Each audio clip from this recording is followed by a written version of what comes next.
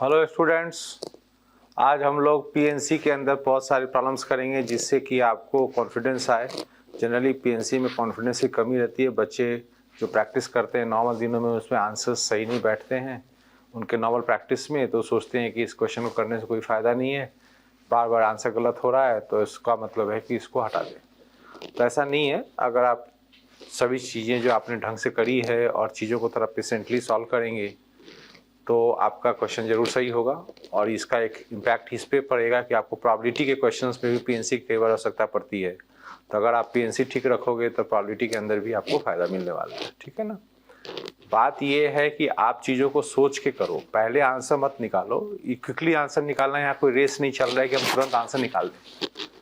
PNC में देखो, आपको स्टेप्स जो आप लोगे वो अगर सोच सोच के लोगे तो काम होगा। अगर आप सोच रहे हो कि जस्ट एक आंसर निकाल देते हैं रैंडमली फटाफट करके और देखते हैं आंसर सही है कि नहीं है, तो ये तरीका सही नहीं है। आपको स्लो चलना है क्योंकि ऑब्वियसली इसमें स्टेप्स ज़्यादा नहीं है। बहुत सारे क्वेश्चन जो पीएनसी के हैं थोड़े से अर्थमेटिक कैलकुलेशन करनी है, ज़्यादा कुछ करनी तो है नहीं। तो आप अननेसेसरी क्यों हरी में हो। हर बात को समझो, क्या लेना है, कौन सी चीज़ लाइक है, कौन अनलाइक है, किस तरह के मेथड लगाने हैं, तब जा कर के आपका फर्स्ट स्ट्रोक में अगर आप चीज़ों का आंसर निकालना सही कर लिए, भले थोड़ा टाइम लग जाए, तो वही आपको कॉन्फिडेंस दिलाएगा। तो इस एडवाइस के साथ हम लोग स्टार्ट करते हैं। Let's do something. How many pentagons can be found by joining the vertices of a dodecagon. Dodecagon मतलब 12 साइडेड फिगर। उसके वर्टिसेस को हमें ज्वाइन करके पेंटागन बनाना है such that no side of the pentagon is a side of the dodecagon. ये question एक standard question है, इसको आपको थ्योरी में आपने किया होगा। तो एक बार मैं उसको एक्सप्लेन कर देता हूँ। अगर आपने थ्योरी में किया होगा तो आपको बहुत इजीली समझ में आ जाएगा। जैसे कि ये 12 साइडेड पॉलीगन है, ठीक है ना। तो अगर मान लीजिए कि हमने एक वर्टेक्स A1, A2, A3 इस तरह से चल रहा होगा, यहाँ A12 आ गया होगा, ठीक है, चारों से घूम करके आपको पेंटागन बनाना है। तो आपने क्या किया, एक वर्टेक्स यहाँ सेलेक्ट कर लिया। अच्छा, प्रॉब्लम क्या है पेंटागन का कि कंजुगेटिव वर्टेक्स आप नहीं ले सकते। लिखा ना ये बात, no side of the pentagon is a side of the tetrahedron. इसका मतलब क्या हुआ कि आप A1 के बाद नेक्स्ट A2 नहीं ले सकते, क्योंकि जैसे ही लोगे तो ये साइड इस पर ओवरलैप कर जाएगा। दैट मीन्स कि अगर आपने A1 सेलेक्ट किया तो 12 वर्टिसेस में से एक सेलेक्ट किया, कोई भी, मान लो A1, उसके बाद इन दोनों के नेबर्स को हटाना पड़ेगा और यहाँ से यहाँ तक जितने वर्टिसेस हैं, कितने वर्टिसेस हैं यहाँ से यहाँ तक, 3 तो हट गए, 9 वर्टिसेस हैं। तो इन 9 वर्टिस में से हमें क्या करना पड़ेगा, सेलेक्ट करना पड़ेगा 4 non consecutive vertices out of 9 vertices में से हमें 4 नॉन कॉन्जिक्यूटिव चाहिए, है ना। तो आपने फॉर्मूला देखा होगा अपने टाइम में कि अगर R थिंग्स हमें लेने हैं non consecutive out of n things, n different things in a row, तो हमें क्या करना पड़ता है उसका formula, n minus r plus 1 cr, n minus r plus 1 cr, इसका ये फॉर्मूला है। Number of ways to select r things non consecutively out of n different things in a row, है ना। उसका ये formula n minus r plus 1 cr। उसमें हम क्या करते हैं, ये थ्योरी में आपको देखना पड़ता है। उसमें ये आर ऑब्जेक्ट्स को हम हटा देते हैं बाहर, आर ऑब्जेक्ट्स जो हमें लेने थे उनको प्रैक्टिकली हटा दिया यहाँ बाहर, बच गए हमें n माइनस आर ऑब्जेक्ट्स, और n माइनस ऑब्जेक्ट्स में n minus r plus 1 gap हो गए, है ना, और उन गैप्स में इनको जाके भर दिया, तो n minus r plus 1 C r वहीं से आता है। तो ये ठीक है, आप देख लेना ये फॉर्मूला। तो ये हम लोग क्या करने वाले हैं, यहाँ पे जो 9 वर्टिसेस है ना उसमें से 4 उठाने वाले हैं। तो n हमारा 9 है, r जो सिलेक्ट करना है 4 सिलेक्ट करना है। तो फॉर्मूला क्या लगेगा, 9 माइनस 4 प्लस 1 c 4, ठीक है। तो ये हो गया हमारा सिलेक्शन ऑफ 4 वर्टिसेस, यहाँ पे नॉन कॉन्जिक्यूटिवली ऊपर से उठाया और एक वर्टेक्स यहाँ से उठाया। तो यहाँ से मान लो आपने 11 उठाया तो ऐसे एक बन गया साइड, एक A3 उठाया ऐसे बन गया, और आगे बनेगा ऐसे बनेगा, तो पेंटागन बनेगा ऐसा, ठीक है। तो पेंटागन बनेगा, साइड उसका इस पर नहीं चढ़ेगा। लेकिन इसमें एक प्रॉब्लम है। प्रॉब्लम क्या है कि मान लीजिए जाए कि आपने A1 ले लिया, ठीक है, और 4 वर्टेक्स और पकड़ के लाए, तो पेंटागन बना आपका। मान लीजिए आपने जस्ट एग्जांपल के पॉइंट ऑफ व्यू से यहाँ से 3 ले लिया, 11 ले लिया, यहाँ 6 ले लिया, यहाँ 7 7 तो नहीं ले सकते, कंसेक्यूटिव हो जाएगा, मान लो 9 ले लिए, ठीक है। तो आपको यहाँ पे पेंटागन बन गया। बट A1 लेने के बाद फिर आपने ये 4 पकड़े हैं, तो ये भी तो हो सकता है कि A3 लेने के बाद भी वापस यही 4 पकड़ लिए होते, पकड़ लेते ना भाई। A3 मान लो हमने पहले सेलेक्ट किया, उसके बाद 4 की शॉपिंग किए, तो शॉपिंग में क्या होता, A6, A9, A11, A1 ऐसे वापस आ सकता था ना, आ सकता था। तो ये देखो 12C1 और ये जो अलग अलग हम लोग कर रहे हैं, इससे ऑर्डर आ रहा है।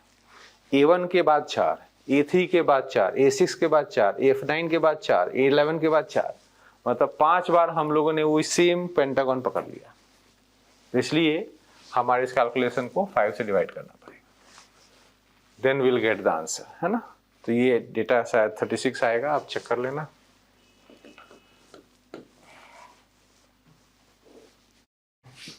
ठीक है ना। तो इसमें पहला पॉइंट हमने एक लिया, नेबर से हटा दिया क्योंकि इसको नहीं लेना है, और रिमेनिंग वर्टिसेस जो है हमारे 12 में से 3 हट गए, 9 में से 4 हमें उठाना है, नॉन कॉन्जिक्यूटिव, लेकिन उसमें ऑर्डर आ रहा है, इसलिए हमने उसको एक बार डिवाइड किया है कि 5 बार हम सेम पेंटागन को क्यों पकड़ेंगे, क्योंकि यहाँ तो ऑर्डर की कोई बात तो हो नहीं रही।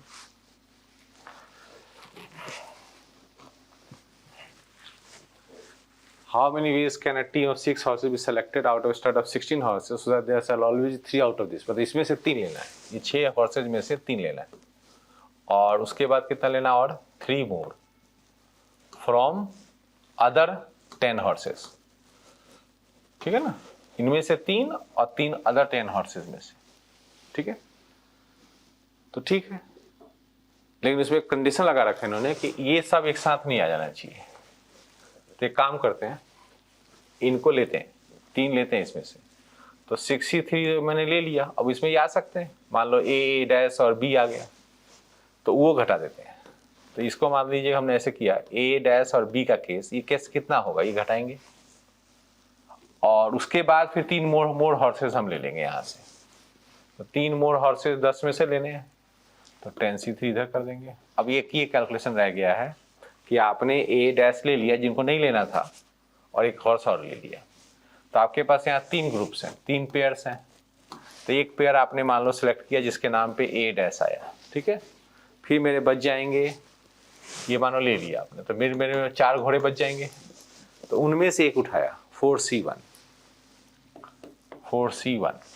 क्या क्या किया हमने, देखो एक बार, 63 मतलब 3 हॉर्सेस इसमें से उठा लिया, कोई भी रैंडम, उसमें हो सकता है वो A डैश पेयर आ जाए लाइक दिस, तो ये हटाना है हमें, ये नहीं चाहिए हमें। तो इसके लिए क्या करेंगे, 3C1 मतलब 3 पेयर में से कोई एक पेयर आ गया, फिर रिमेनिंग 4 हॉर्सेस में से कोई एक आ गया, ये हमारे इन 6 स्पेशल घोड़ों में से हो गया, और बाकी जो 10 हैं उसमें से 3 ले लेंगे एक्स्ट्रा, उस पर तो कोई कंडीशन है नहीं। तो ये डेटा कुल मिला के कितना आएगा एक बार वो भी बता देता हूँ आपको मैं।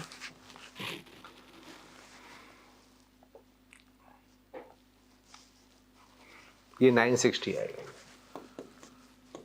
तो ये आप चेक कर लेना, ठीक है।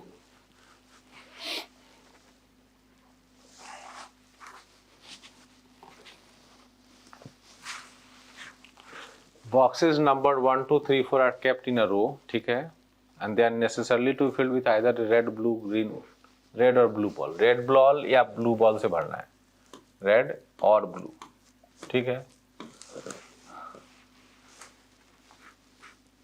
एक बॉल, एक कलर के बॉल एक ही जैसे माने जाएंगे, ठीक है। और उसमें रिक्वायरमेंट क्या है हमारा, no 2 adjacent balls can be filled with blue balls. अच्छा, तो ब्लू बॉल लगातार नहीं होने चाहिए, तो ठीक है। तो सारे बैग्स में हम लोग रेड बॉल भर देते हैं ऐसे, ब्लू बॉल लिया ही नहीं, पॉसिबल है ऐसा। कितने बैग्स थे, 5 बैग्स थे, तो ये बैग 1, 2, 3, 4, 5, ठीक है, पांचों बैग में हमने से रेड ही बॉल भर दिए, तो this will be counted as 1 way. यही तरीका हुआ, ऑल रेड्स आर सेम, सब में एक एक बॉल डाल दिया। फिर दूसरा ऐसा हो सकता है कि हमने एक ब्लू बॉल इस्तेमाल किया तो उससे तो एडजेसेंट तो होगा नहीं। अब ये देखना पड़ेगा किस बैग में आपने ब्लू बॉल डाला। तो 5 बैग्स हैं तो 5C1 जिसमें आप ब्लू डाले और बाकी में रेड भर दिए। अब आ गया बात कि 2 बॉल आप ब्लू भरना चाहते हो, ऐसे red red red blue blue, but blue blue adjacent नहीं चाहिए। दैट मीन्स कि इसमें क्या करोगे आप, इसमें क्या करोगे, गैप मेथड लगाओगे। इसमें गैप मेथड जैसे क्या करोगे आप, रेड रेड रेड यहाँ रख लिए और यहाँ पे जो इंटरनल गैप्स हैं उसमें हम लोग ब्लू बॉल को भरेंगे, ठीक है ना। तो ये 3 रेड को वहाँ रख दिया और 2 ब्लू को हम लोग इसके गैप्स में डालेंगे, ठीक है ना। तो उससे क्या होगा, ब्लू बॉल सेपरेट हो जाएंगे। तो 3 रेड को ऐसे रख दिया, गैप कितने, 1 2 3 4 गैप। 4 गैप में से हमने 2 गैप मांग लिया और उसमें जाकर ब्लू बॉल रख दिया। वो आइडेंटिकल थे, कोई परम्यूट नहीं करना। 2 ब्लू बॉल का केस ऐसे रहेगा, ठीक है। अब 3 ब्लू बॉल, तो 3 ब्लू बॉल तो बहुत टाइट केस लग रहा है। ये तो बिल्कुल ऐसे ही होगा, रिजिड केस होगा ऐसे। 3 ब्लू बॉल, ये तीनों ब्लू बॉल अलग ही रखना है ना, तो आप ऐसे ही रख सकते हो 5 जगह में। तो और कोई केस है नहीं, बस ये एक तरीका हो गया। अब टोटल तरीका जोड़ो, 1 + 5 + 6 + 1 कितना हो गया, 13 ways। फिर आपका आंसर आ गया। तो इसमें प्लानिंग आपको खुद करनी है, कितने हम ब्लू बॉल हम डाल सकते हैं। तो मैक्सिमम हम 3 ही ब्लू बॉल डाल सकते हैं, इससे ज़्यादा नहीं डाल पाएंगे, ये तो फिर बॉल्स ब्लू एडजेसेंट हो जाएंगे। Find the number of words is consisting of 3 consonants and 3 vowels that can be formed using the letters of the word circumference. Okay. मतलब आपको 3 कॉन्सोनेंट चाहिए और 3 वॉवल चाहिए। तो अलग अलग हम पहले कॉन्सोनेंट इकट्ठा करेंगे, है ना। तो कॉन्सोनेंट्स लेते हैं हम लोग। कौन कौन से कॉन्सोनेंट्स हैं, अलाइक वालों को इकट्ठा कर लो। CCC आ गया, RR आ गया, MF और कोई है तो देख लो। और वॉवेल्स के लिए क्या करेंगे हम लोग, यहाँ पे इकट्ठा करते हैं वॉवेल्स को। जैसे कि अपने पास ई 3 आ गए, यू आ गया और आई आ गया, ठीक है। तो ये तो वॉवेल्स हो गए। उसमें देख लेते हैं और कुछ, 5 तो यहाँ है, एक लेटर कोई और एक्स्ट्रा होगा, कोई RR हो गया, CC हो गया, MF N एक एक्स्ट्रा है, ठीक है ना। जोड़ लो, थोड़ा 13 हो जाना चाहिए। यहाँ पे एक बार चेक कर लेते हैं हम लोग डेटा, ये सारा आ गया कि नहीं आ गया। तो ये तो काम आपको कर लेना होगा, ठीक है, आ गया। अब उसमें क्या, कॉन्सोनेंट्स के अंदर हम क्या करेंगे कि केस बनाएंगे कि हमने 3 कॉन्सोनेंट लेने हैं। तो पहला केस ये होगा कि 3 अलाइक ले लिया, तो एक ही ऑप्शन है ये वाला, 1 वे। दूसरा कि हम लोग 2 अलाइक ले लेंगे और एक डिफरेंट ले लेंगे। तो 2 अलाइक लेने के 2 ऑप्शन है, एक यहाँ से ले सकते हो, यहाँ से ले सकते हो। तो 2C1 2 वहाँ से आ गए और एक हम लोग एक्स्ट्रा जो बचे हुए होगा, तो मान लो हमने CC में से 2 ले लिया था, तो बचे हुए हैं 1 2 3 4, R भी काउंट होगा, एक ले सकते हैं हम लोग। तो 1 2 3 4, 4 में से एक, ठीक है। अब हम लोग कर क्या रहे हैं यहाँ पे, हम उसको परम्यूट भी कर लेंगे कॉन्सोनेंट्स को। तो कॉन्सोनेंट्स अगर आपस में परम्यूट होते हैं तो कितने तरीके से परम्यूट होंगे, फैक्टोरियल 3/2 ठीक है। फिर तीसरा केस इसका क्या बनेगा कि आपने 3 डिफरेंट ले लिया, ठीक है। तो 3 डिफरेंट कैसे आएगा, 1 2 3 4 5 मटेरियल है, तो 5C3 फैक्टोरियल 3, ठीक है ना। इन तीनों को हम जोड़ लेंगे, जिसमें हम लोग ने क्या प्लान किया है कि कॉन्सोनेंट्स जो है ना इतने तरीके से आएंगे और ऑर्डर में आएंगे। इनका कॉन्सोनेंट्स का ऑर्डर कितने तरीके से आएगा, एक तो ये काउंटिंग हमें लेना है, वो भी मैं बताता हूँ, डेटा आप जोड़ के देखो। तब तक मैं इनको सेट करता हूँ। इसका जो केस है, मान लीजिए 4th केस, जिसमें वॉवेल्स का काम चल रहा है, तो 3 अलाइक इसमें भी ले सकते हैं हम लोग। इसका एक ही तरीका होगा, 3 वॉवेल्स लेने हैं हमें।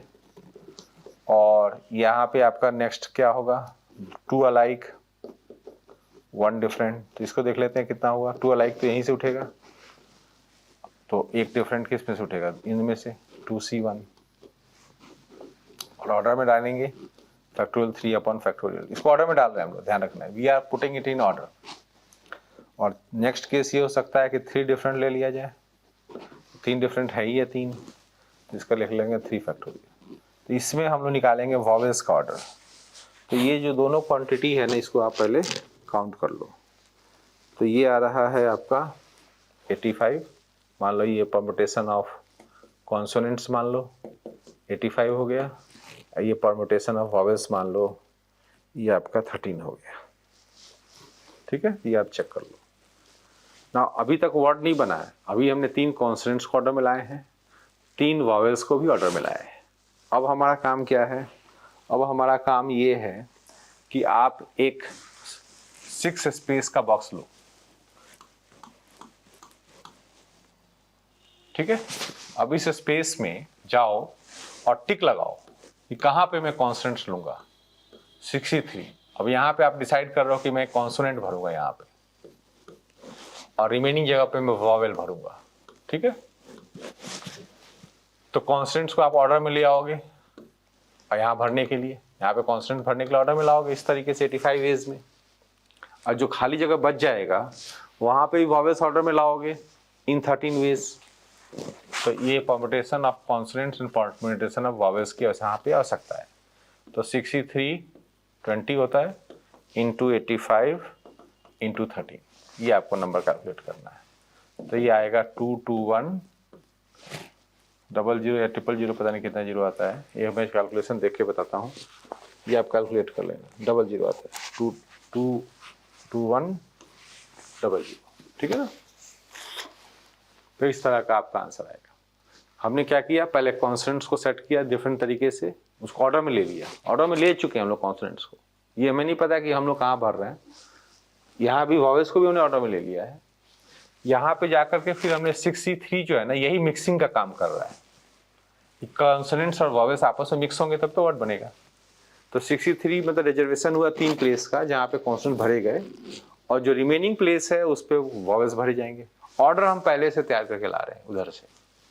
तो ऑर्डर हमने तैयार करा, प्लेस ब्लॉक किया, उसमें कॉन्स्टेंट भर दिया, फिर रिमेनिंग जगह पे वॉवेल्स भर दिया इन ऑर्डर।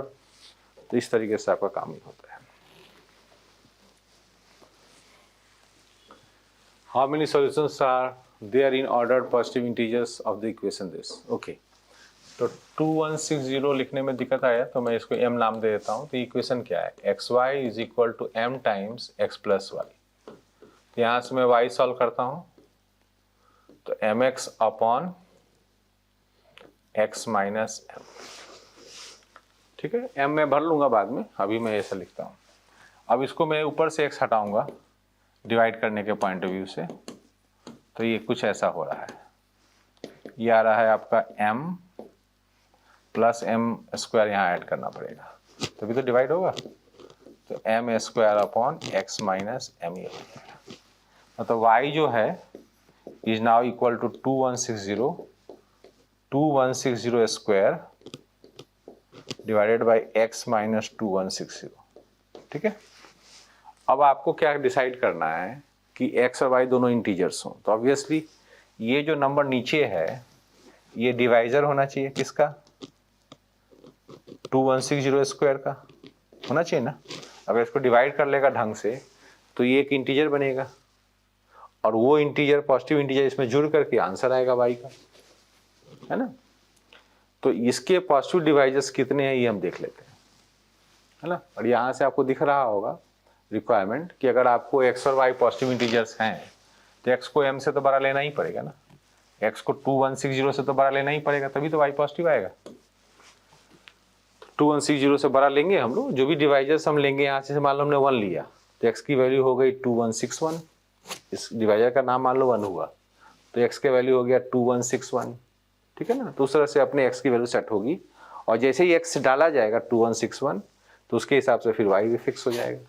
तो बस अब हमें ये गिनना है कि नंबर ऑफ डिवाइजर्स उसके कितने हैं, number of positive divisors of 2160 square. 2160 का मतलब क्या हुआ, 6 इंटू 10 का स्क्वायर हुआ ये, तो चलिए 6 क्यूब इंटू 10 का स्क्वायर हुआ, तो 2 के हिसाब से कितना हो गया, 4 पावर हो गया, 3 का 3 पावर हो गया, 5 हो गया, पावर 2। ये हो गया 2 का पावर 8, 3 का पावर 6, 5 पावर 2। तो ये नंबर ये है, इसके डिवाइजर्स हमें गिनने। तो आपको पता है फॉर्मूला एक तरीके का alpha plus 1 beta plus 1 gamma plus 1 इस टाइप का फॉर्मूला, जिससे नंबर ऑफ डिवाइजर्स गिने जाते हैं। तो नंबर ऑफ डिवाइजर्स कितने हो गए?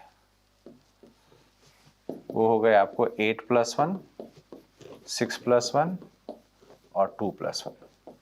तो 9 इंटू 7 इंटू 3 ये आप निकालोगे तो ये 189 आपका आ जाएगा।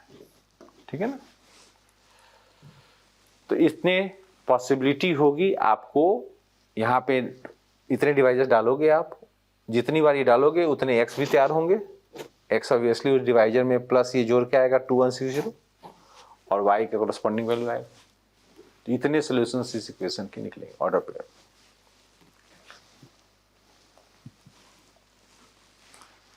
There are 3 cars of different make, मतलब डिफरेंट कार्स हैं। ट्रांसपोर्ट 3 गर्ल्स एंड 5 बॉयज, मतलब 3 गर्ल्स हैं 5 बॉयज हैं। लेकिन कार में क्या कैपेसिटी है? होल्ड अप टू 3 चिल्ड्रन, मतलब कैपेसिटी तो 9 है।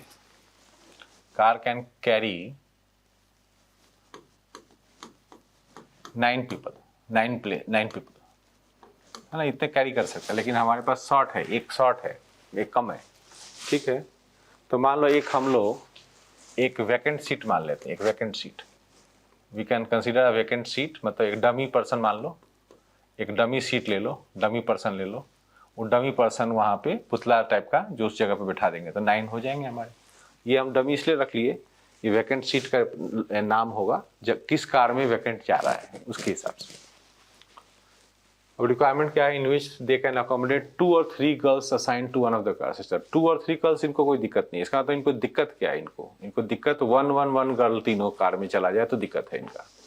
तो हम लोग चलो करते हैं total minus placing 1 girl in each car. यही इनको प्रॉब्लम है।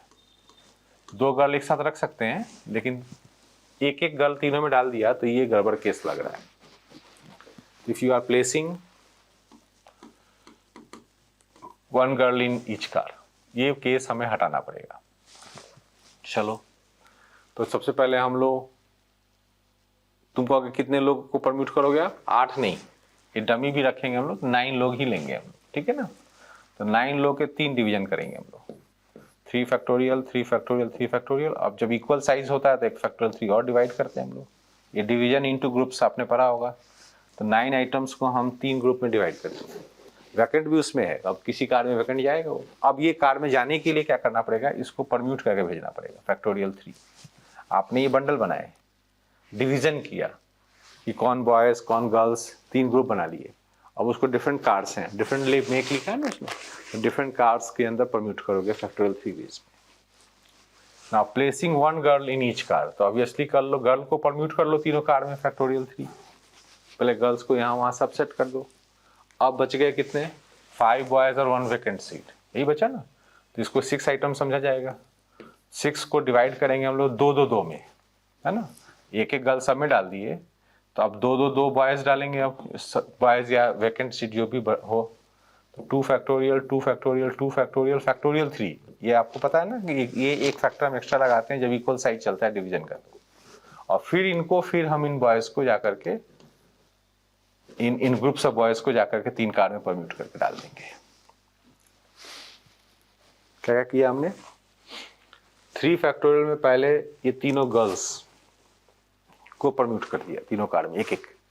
ठीक है, उसके बाद जो 6 आइटम्स बच गए, 5 बॉयज और 1 डमी, उसको 6 फैक्टोरियल अपन 2 के 3 ग्रुप्स बनाए। 3 फैक्टोरियल बिकॉज वो कट लगता है, तुम्हें पता ही है कि बिकॉज इक्वल साइज चल रहा है। और इनटू 3 फैक्टोरियल में उनको परम्यूट करके डाल दिया। तो इसकी कैलकुलेशन में बताता हूं आपको क्या आएगा।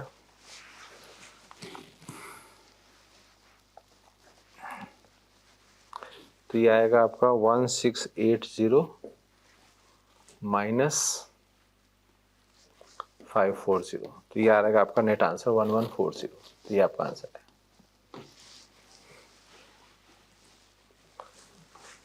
ठीक है,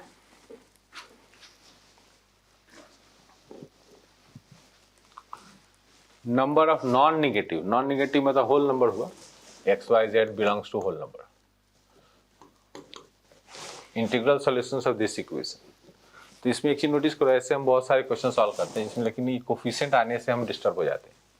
तो हम लोग क्या करते हैं, इसको उस तरफ ले लेते हैं 21 माइनस 2x, है ना, और इसको डिफरेंट क्वेश्चन के तौर पे हम सॉल्व करेंगे। मिनिमम से मैक्सिमम हम 10 तक डाल सकते हैं इसमें x की वैल्यू। तो ये हमारे लिए ये 11 सवाल सॉल्व होने हैं। इसके नंबर ऑफ सॉल्यूशंस हम निकालेंगे, y plus z equal to, इसके कितने सॉल्यूशंस होंगे। तो या तो आप फॉर्मूला से निकालो या सिंपल कॉमन सेंस निकालो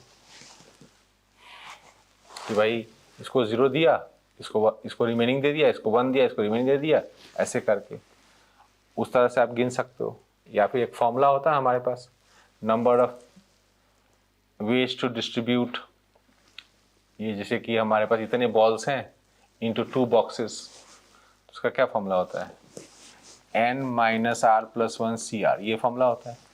तो आपने बॉल्स लिया मान लो 21 माइनस 2x आइडेंटिकल बॉल्स, और उसको 2 बैग्स में डालना है, तो प्लस 2 माइनस 1 C 2 माइनस 1, ये सिंपल आपको दिख रहा है, ये कितना 22 माइनस 2x।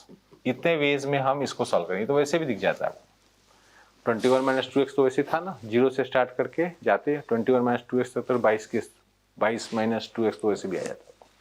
कोई एग्जाम्पल लेके भी कर सकते हो आप।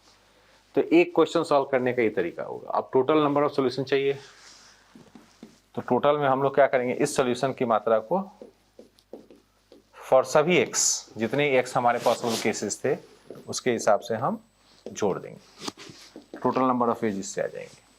तो अगर आप देखो 0 भी इंक्लूड किया हुआ है तो 22 इंटू 11 करना पड़ेगा, क्योंकि 0 to 10 दोनों इंक्लूडेड है, माइनस 2 टाइम्स, अब x को जोड़ना है हमें 0 से 10 तक, तो 10 इंटू 11/2 कितना आ गया, ये 5 आ गया। तो 10 इसमें से घटा दो तो 12 इंटू 11 आ रहा है, तो ये 132 आ जाएगा। तो जहाँ पे ये कोफिशिएंट आते हैं ये थोड़ा डिस्टर्ब करते हैं, और जेई में एडवांस में एक बार तो क्वेश्चन सब में कोफिशिएंट आ गया था, तो उसमें तो काफ़ी कॉम्प्लिकेशन था, वो जेई एडवांस के समय हम लोग डिस्कस करते हैं, उसमें आपको खुद ही लिखने पड़ रहे हैं cases,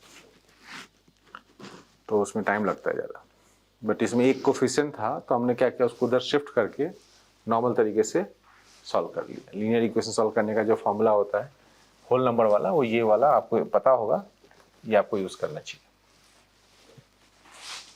7 different coins are distributed among 3 persons. No 2 persons receive the same number of coins. सबको बराबर, किसी को बराबर नहीं चाहिए। Each receives at least 1 coin. सबको एक एक कॉइन देना है, ओके। और डिफरेंट कॉइन्स भी ध्यान रखना, आइडेंटिकल नहीं है, 7 डिफरेंट कॉइन्स है। And the number of in which the division can be made. तो ये केस मुझे लगता है खुद ही बनाना पड़ेगा। 7 के हिसाब से मान लीजिए कि डिफरेंट साइज अगर लेते हैं तो ये एक पॉसिबिलिटी बन रही है, 1 + 2 + 4। अब 1 + 3 + 3 तो नहीं ले सकते ना, क्योंकि 3 और 3 इक्वल साइज हो जाएगा। जैसा लिखा है इसने, no 2 person receive the same number of coins. तो बस मुझे लगता है हो गया, यही एक केस है। ईच रिसीविंग एटलीस्ट 1 कॉइन भी लिखा है, और ये तीनों नंबर्स डिफरेंट भी चाहिए, और जोड़ के हमें 7 चाहिए, है ना। तो नंबर ऑफ वेज अब इसी के हिसाब से पहले डिवीजन करते हैं। तो डिवीजन इनटू ग्रुप से क्वेश्चन हो गया ये, 7 factorial upon 1 factorial 2 factorial 4 factorial, 3 bundle बना लिया हम लोगों ने, और वो 3 पर्सन्स को हम डिफरेंट है उनको बांट देंगे इनटू 3 फैक्टोरियल, ठीक है ना। तो इससे आपका आंसर आ जाएगा, चेक कर लो, 630 आ जाएगा इससे।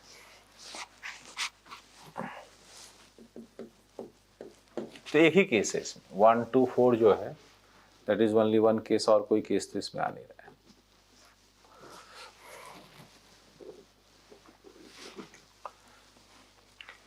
इन India Pakistan match, India needs 14 runs to win just, मतलब फाइनल ओवर में 6 बॉल्स हैं, 6 बॉल्स में 14 रन्स चाहिए, 6 बॉल्स में हमें 14 रन्स चाहिए, ठीक है।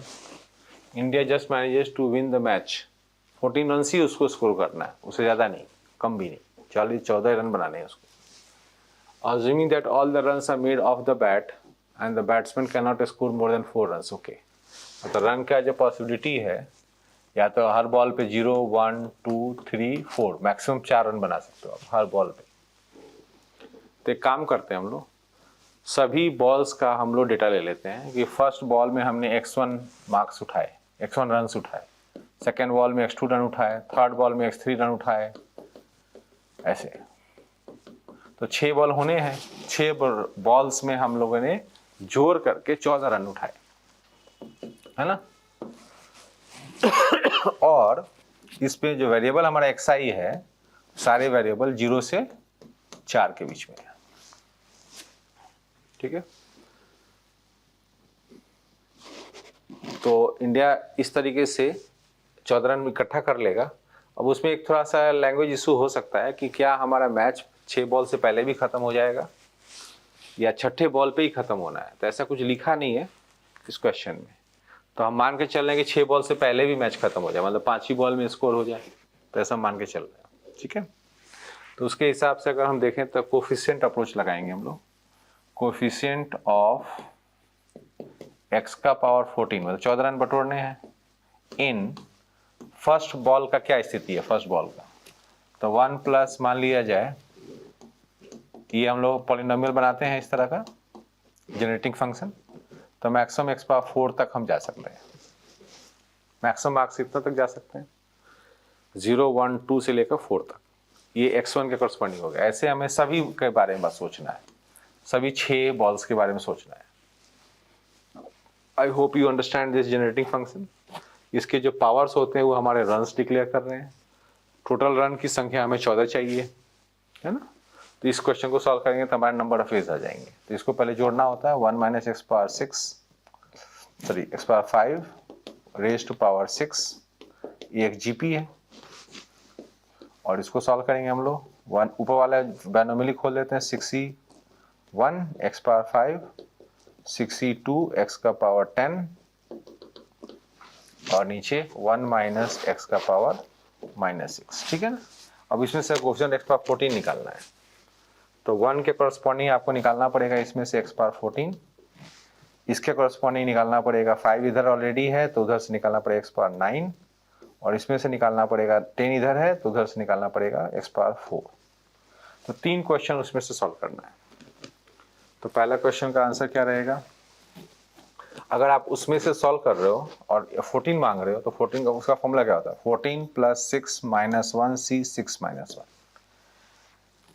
ये फॉर्मूला आपको ध्यान होगा, n plus r minus 1 c r minus 1, है ना। तो आपने यहाँ पे r लिया है 6 और n लिया है 14, ठीक है ना। तो ये फॉर्मूला आप लगा करके यहाँ पे सॉल्व कर रहे हो, ठीक है। तो ये आपने 14 जो है ना मांगा, फिर अब इसके कॉरस्पॉन्डिंग देखो, यहाँ 6c1 भी है, तो 6c1 का 6 आ गया, और 5 कॉरस्पॉन्डिंग 9 मांगोगे तो 9 प्लस 6 माइनस 1 c 6 माइनस 1, ठीक है, ये फॉर्मूला लग गया। प्लस 6c2 कितना होता है 15 इंटू, इसमें आप x पावर 4 मांगोगे तो 4 प्लस 6 माइनस 1 c 6 माइनस 1। तो ये जो भी डेटा है ये आपको इकट्ठा करना है, यही आपका आंसर होने वाला है। Number of ways to score this. अच्छा, इसको अगर मैं देख के बताऊं कैलकुलेशन, तो ये आपका आने वाला है टोटल